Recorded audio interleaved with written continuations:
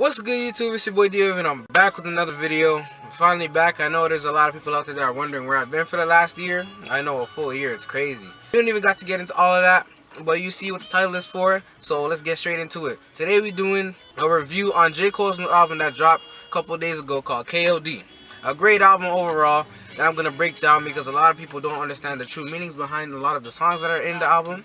So I have my notes here with me so I don't forget anything that I need to analyze. But anyways, with this first track, you have your nice jazz mellow vibe to it, which is amazing, and I love it. You see a lot of Kendrick Lamar doing the same thing. So honestly, I put Kendrick Lamar and J. Cole on the same level when it comes to their music ability. But anyways, this first track, called Intro, one of the main lines in the song says, "There are many ways to deal with this pain. Choose wisely." Because the album itself is called Kids on Drugs. One of the meanings, he dropped 3 meanings in his tweet. Either Kids on Drugs, King Overdose, or Kill Our Demons, right? So this first track basically speaks about how when you experience pain, there are tons of ways for you to deal with this pain. And it's for us to choose wisely, especially as young people, right? Because choosing the wrong ways to deal with your pain could result in a lot of bad things happening. So he's telling us here as kind of like a warning or introduction as to what he's going to be talking about in the rest of the album. So let's get straight to the next song. So the second song on this album is called KOD. So like basically this song, you're gonna hear the bass drop. Just 1 second. Hear this. Yeah. Anyways, KOD is talking about the introduction to the drugs, being in the club and being exposed to the drugs through his friends and peer pressure and all of that. He realizes that the drugs themselves help him feel good and it numbs his pain that he's experiencing. So you try to continue it because it helps you to feel good. Because we all know that drugs and alcohol, due to the chemicals that are inside of them, it helps the person taking them to feel better based on whatever pain they're experiencing. We all know that drugs are illegal. Alcohol is illegal when it's consumed underage. It's just that we know through research that I've done in classes and other people's experiences, and they know that the drugs and alcohol makes them feel better. However, it's for the individual to know that you shouldn't really be getting into that. But for him, in this environment that he grew up in, it was like everyone was doing it and it was available, and he knew that it helped with the pain that they experienced within the community, so they continued to do it as a coping mechanism. The third song on this track number 3, is called Photograph. Photograph talks about, in a nutshell, depression, right? You hear the song says, "You fell in love through photographs and I don't even know your name." Judging from my perspective as a teenager, I can assume that he's talking about, meeting girls or wanting to talk to girls on Instagram. Because on social media, like Instagram, you see pictures of people, pictures of girls, whatever. You find them attractive, and then you decide to get your mind right and just, DM them or try to communicate with them to kind of, like get the girl. You know what I mean? So this is what he's kind of explaining right here. And he says that love is becoming digital, which it kind of is. You have dating apps and then people going online to try to find love, right?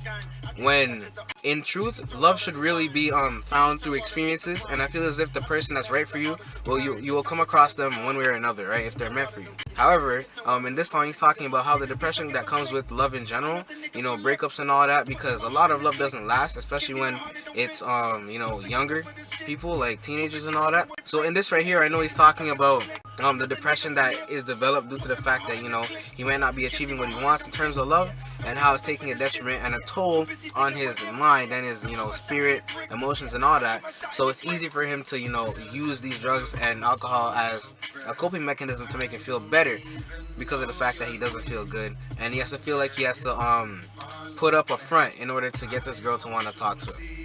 And the fourth song on this album, sorry I said track the last time, the fourth song on this album is called The Cutoff, featuring Kill Edward. Speaking of Kill Edward, he's in this song, you can think of it as him trying to kill the demon that was within him, which you go back to the meaning of the album that he dropped, which would be Kill Our Demons, right? And by that, the Kill Edward thing is like him and his alter ego, or second personality that he's using to talk to the girl that he was speaking to in or referring to in Photograph, right? And the reason why you try to kill it is because it's not you. It's not your real self. You know, it's like a front, or like a, you know, like an altercation or alteration to who you really are, which could be for better or for worse. Especially when you come into the habit of taking drugs and alcohol and using them to kind of change who you are as a person. So in this track, he's basically speaking about how he has to kill this demon that's kind of controlling him. Is not the real version of him. However, he's using it to still be appealing to the girl, so that he doesn't have to go through this sense of depression and disappointment that comes with maybe not being appealing to the girl he wants to be appealing to. Now the what is this? 1, 2, 3, 4. The fifth track. My favorite number is 5, by the way, in case you didn't know. But anyways, the fifth song on this album is called ATM.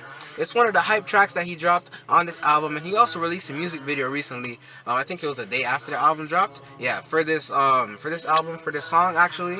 Honestly, this is one of the most hype tracks I've heard in a while. Honestly, you know, a lot of people don't like the, you know, meaningful, gentle, kind of, you know, intellectual vibe that J. Cole has. So I feel like, you know, this track right here is a really nice hype track, which a lot of people could get down to no matter what it is. But still, one of the great things about J. Cole is that even though he's doing this hype track, he was able to tie in all of this intellectual stuff and, you know, deeper meaning kind of stuff that he talks about in every one of his songs most of the time. He also talks about how all of a sudden he's so good at math, you know, because most of the time we're not so good at math. Really, it's just a trend with a lot of guys, especially black guys nowadays. I don't know why. When it comes to money, because of how important money is to a lot of us, all of a sudden we're so good at math because, you know, we just learn to be able to know how much money you have, how much money you're spending, and also like he also speaks about how money nowadays you have to like show it to prove that you have it, right? A lot of people, rappers in general, they like, you know, they have the money in the music videos or they're flexing on social media, right? With the money as a telephone or whatever. They buy tons of things, all that type of stuff, just to show that they have money, right? And he's kind of saying how that's stupid, right? Because if you have money, you shouldn't have to, like, you know, alter yourself, you know, when it comes to these things, just to please other people, right? But at the same time, like, opportunities to do what you want with your life, right? And he's saying that at the same time, it's also just feeding the demons that are within him, because, you know, money is also like something that really corrupts your character, right? And then at the same time, you know, you would think that with more money you'd have more access to you know, like healthcare, things that will help you get away from this depression and all that. But at the same time, he's saying it's reversed, because although you have the money, access to healthcare and mental health care, for him specifically, a lot of people in the community, they don't have the money to do that, right? And then they have to put their feelings aside, because in a lot of communities it's not accepted to, you know, talk about your feelings. He also says how a lot of the drugs and alcohol, they could be deadly. However, it doesn't matter because they mix well, right? Which he's talking about how no matter what he's mixing, drinking, and, you know, consuming, breaking up, grinding, all that type of stuff, it could be very vital and dangerous if you decide to mix all of that. However, he's doing that because it feels good, and, you know, it just really numbs this pain that he's in. So it kind of brings him like a, you know, parabolas, right? You guys took math. It's parabolas. It's like you're going up on this high, then you're reaching the peak where you're, you know, getting towards almost an overdose. Where this is where he's talking about King Overdose, the third meaning, yeah. Right. So King Overdose, he's right there, right at the pinnacle, where you could say he's pretty much reaching the overdose point, which is really dangerous. However, you know, it's not his fault. So now the next song on the album is called Motivate. Another hype track, right, which basically indicates the fact that he's really in his overdose now because the drug abuse increases. From showing off the money in ATM that he, if you saw the video, you know what I'm talking about, but you can also sense that he's talking about, you know, showing off his money and it being physical, right? That's what he was kind of saying in ATM. And one of the lines in the song, it says that the women may not speak English, but the money is what they comprende, what they understand, right? Because everyone understands money is currency, right? However, this is how the girls are seeing him now, so it's kind of like you can't even be yourself in order to find love, you know what I mean? Like, to cope with this depression, a lot of times you need some love, right? If you can't even find love unless you got money and things like that, it just feeds to this depression that you have inside of you. Because no one is born rich unless you are born rich, right? So for him, having to build his own success, going through things like this and not being able to find love to, like, you know, keep him satisfied and happy, it just builds on this depression and gives him more reason to turn to that drugs and alcohol. He also talks about how money is his motivation, right, in general, which makes sense as, like, you know, you have money, you're able to do things that you want to do with your life, therefore you're obviously gonna try and get more money so you can continue to do what you want to do with your life. But then again, this money that he's talking about and this motivation could also feed to the inner demons that he's talking about, like kill Edward, the Edward demon, right? So honestly, it's like a real imbalance, mental imbalance that's taking place due to the fact that you have so much drug and alcohol abuse going on, and it's like, you know, you have your inner demons being fed based on all these things that you're trying to accomplish and all this money that you're getting. So yeah, it's kind of crazy, to be honest. So now the next song on the album is called Brackets. One of the main themes in the song is taxes, right? And how his money is being robbed from him now. And then you can kind of see how he's like slowly starting to come off of this high that he's on, right? Which is also, you know, obviously helping him get over this sense of, you know, anxiety, depression, and disappointment that he's experiencing, right? And this song has a really nice vibe to it. I like it a lot. But this is not one of those reactions where I just go based on the song, you know, like this is me breaking it down for you guys to understand. Basically now he's losing his motivation and sort of coming down off of his high a little bit because, you know, his money is being taken from him by Uncle Sam, you know, Mr. Uncle Sam that he's talking about in America, which represents the government and the taxes that you're being taken or that have been taken from you. He also goes on to question where his money is going, right? And saying that, oh, apparently it's going to educate people by building schools and also you know, paving roads and all that. But he's saying that he can't really see those effects, right? Because with a lot of black kids, he's referring to a lot of black kids not being educated to have the tools that they need to be able to get money to come out of this cycle of poverty and you know, obviously depression and anxiety and all of that, right? So I feel bad for what he's talking about, and especially when you start working and making a lot of money, there's a ton of taxes that are being taken away from you. So, and then it's like with all the achievements that he's had, they just want so much of his money. You know, it's like he's losing his money because they just keep being taken from him. Like in the phone call at the end of, I think it was the end of the song, he's talking to apparently he said Unc, which would be Uncle Sam, right? And then he's saying that he finally got his first $1 million check, and then they want half of it. So basically this song is talking about how tax money is being used, or money in general is being taken from him, and basically how he doesn't understand why it's being taken from him if it's not being invested in things that he can actually see the benefits of. So now the next song on the album, which has to be one of my favorites, if not my actual favorite, is What's an Addict. This song, he's talking about his relationship with his mother and how his mother is suffering from a lot of or suffered from a lot of depression due to the fact that maybe because of how she was a single mother trying to support, you know, the upbringing of J. Cole, you know, since it was her child, of course, right? And then being heartbroken by the man that left, obviously being J. Cole's dad. In the song, he goes on to say how he hates seeing his hero on ground zero, being his mother, being at her lowest point due to the fact that she's so depressed. Let me turn this down a second, a little bit, right? But anyways, his mother passes on her depression to him because of the fact that she doesn't address it and tries to mask it by, you know, using all these drugs and alcohol to try and make herself feel better. So he adopts those things based on how he sees the pain, and it's transferred to him because he doesn't know what to do to help. And with this song, you also see how he's coming off of his high more because of the fact that, you know, he's realizing that his mom is in a worse position than him, right? Although he's trying his best to do what he can, even though, you know, it's like it's hard, because to make her feel good enough to like conquer the depression that's there, but it just doesn't work. It really just doesn't even work. So it transfers to him, and it pushes him further and further into the cycle of depression, which brings him off of his high and makes him realize that, you know, life isn't even that good. So this song right here, the next song on the album, is called Friends. Once again, that should be one of my favorite songs. I really like the beat. You're gonna hear it when it drops. It's just the intro to the track going on right now. But anyways, with this song, he's talking about peer pressure and how, wait, hear it. Let me turn it off. It's mellow, it's like, it's a vibe, you know, that's what I like about J. Cole. But anyways, continuing.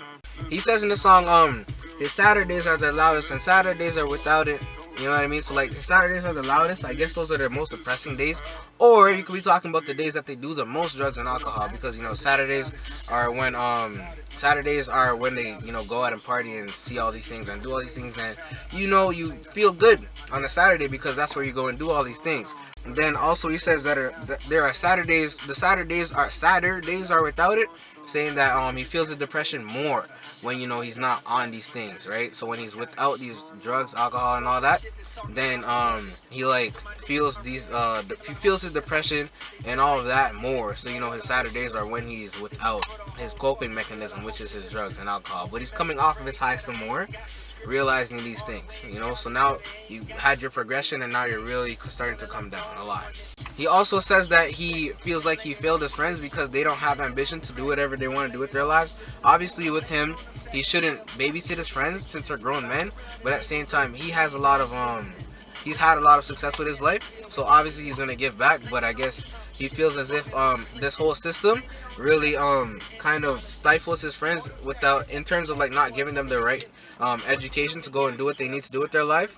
So now he just doesn't see why the system is like this and how it's corrupting his friends and the people in his community, putting them into a further cycle of depression and anxiety because they don't have the money that they need in order to do the things that they want to do with their lives. But then at the same time, he's saying how maybe there is no real solution. So instead of medicating, you should meditate, right? That's what he says.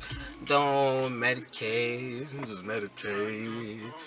This next song is called Window Pane, right? You may wonder what the title could be talking about. And really, in a nutshell, the concept of window pane is that he's looking at himself and like his life from the inside out, realizing pretty much how bad it is. You know what I mean? Like in terms of being so depressed and anxious and disappointed in the things that he's gone through, you see he's coming off of his high because the strength of his demons and downbringings is like really pulling him down off of his high now. Because we all know that even if you do consume drugs and alcohol, it like, you know what I mean? Like there's a parabola to it. It's like there's a high, and then it brings you back down, and there's a low eventually.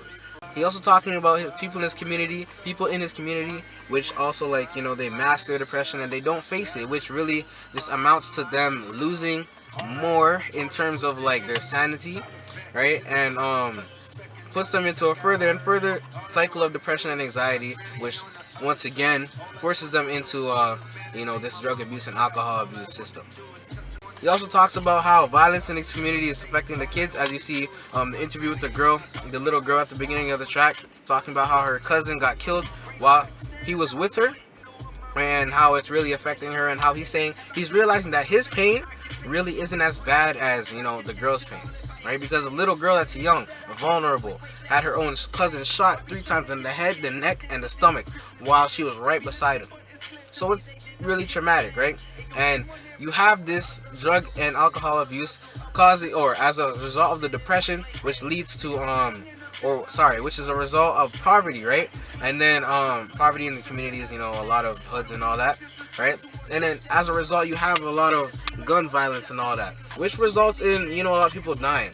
So it's like this whole system is just corrupting a lot of lives and really preventing a lot of people from being happy and succeeding in their lives. So basically, this last song on the album, I had to close my window because someone's out there riding a little mini motorcycle bike. Anyways, 1985, which is one of the most hyped up tracks in this album. Once again, another hype track where he basically dissed Lil Pump because Lil Pump came after him and dissed him. And here he's talking about the rap game in general and how he's pretty much fully kind of sane now, right? And he's talking about how the rap game is really like kind of bad in terms of like the impact that a lot of these rappers have on children and people of different ethnicities as they perpetuate the lifestyles that apparently they're living within communities like the black community, and how it's affecting all these other communities, right? He's also dissing the little rappers because a lot of them, Lil Yachty, Lil Uzi, Lil Pump, Lil Xan, all these guys, right? They kind of do the same thing, right? And they make hype music that they play in the clubs, at dances and all that. And he kind of acknowledges the fact that it's not real and there's no real substance to it, and that will be phased out. But at the same time, he won't be because you see, I'm right here breaking down his rap, right? His lyrics, which you can't really do too much for a lot of the other rappers nowadays. And he's saying there's beauty in the struggle. However, there's a lot of fakers in the rap community. Guys that, kind of just fake it as if they had a lot of struggle, which makes them do the things that they do. And, a lot of these people claim that they've struggled a lot when they really haven't. And people gravitate to it and believe it. So he's saying that it's just sad that they believe these things because it's not really true. And it's just influencing these kids to think that you have to struggle in order, or you have to act like you struggled in order to say that, oh, I came up from something, or I came up from nothing to become something, and eventually that's how you're gonna get money, because of the fact that you at one point were nothing. You know what I mean? And well, that brings me to the end of my review of this album. I rate it like a 5 out of 5, or maybe 4.75 out of 5 if you want me to be super critical. But honestly, I feel as if J. Cole is like an amazing artist that really is doing the right thing within the community, the rap community, and the community in general. He's making a good example that I intend to follow, and just spread a whole new wave of love and positive vibes, so that the upcoming generation can realize that you don't have to follow these things that you see in music and social media and all that. You can make success for yourself by being a regular person, and just taking your life seriously, getting a good education, and using your talents to your advantage, and grinding, and becoming successful, rich and famous, whatever you aspire to do. You have it within you, so you should be able to just do it. Don't let anyone stop you or nothing. And that's what I get from this album. That's what I get from J. Cole in general, and that's why I love listening to his music so much. And that's why I was anticipating this album. Thank God he finally released it. And by the way, how he said, where was it? I forgot which one it was.